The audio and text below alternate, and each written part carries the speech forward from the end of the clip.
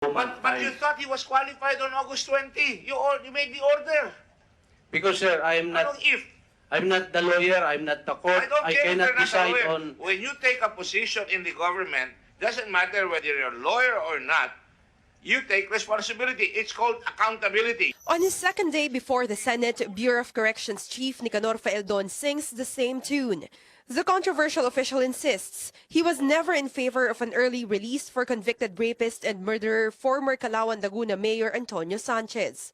But once again, Faeldon fails to convince lawmakers. During the hearing, Faeldon admits signing the memorandum for Sanchez's release on August 20 at 12:30 p.m., but recalled it an hour later after a reporter asked him about the matter. Ang sabi ninyo, ang paniniwala ninyo, hindi siya entitled.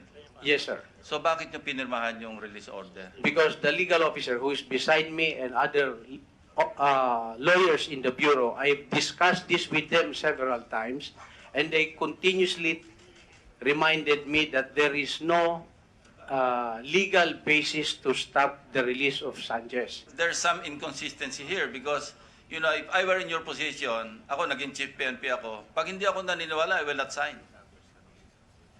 Sir, the documents given to me are complete. I asked them evidences of this. They cannot. That's why. But you are the final authority to approve.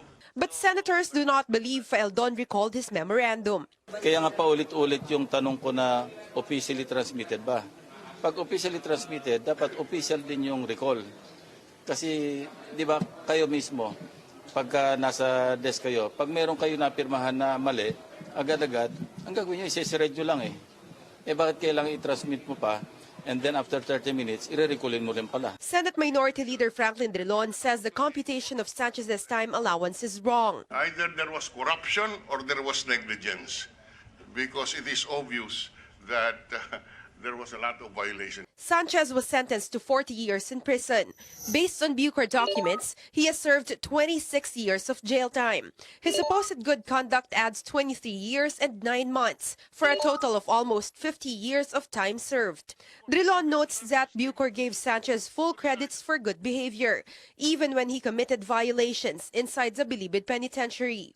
These were in 2006 and 2010 when illegal drugs were found in his jail cell, and in 2015 when it was discovered that Sanchez had a luxurious kubol or quarters furnished with an air conditioner and a flat-screen TV. Any records of those violations, they were not properly recorded. There were, in other words, he was really a good prisoner on basis of the records. If you always look at the records, sir, that appears to be, but there are other references, Your Honor. Either there was corruption or there was negligence, because it is obvious that there was a lot of violation. Drilon points out that the Bucor also included in its count the 6 years Sanchez spent in jail before the Supreme Court convicted a former mayor with finality. Under the law, jail time prior to conviction of heinous crimes should be excluded.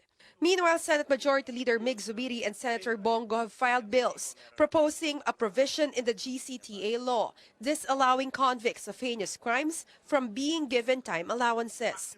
Zubiri also wants the Secretaries of the Interior and Justice Departments to have final approval on who will be granted time allowances. Joyce Ila, CNN Philippines.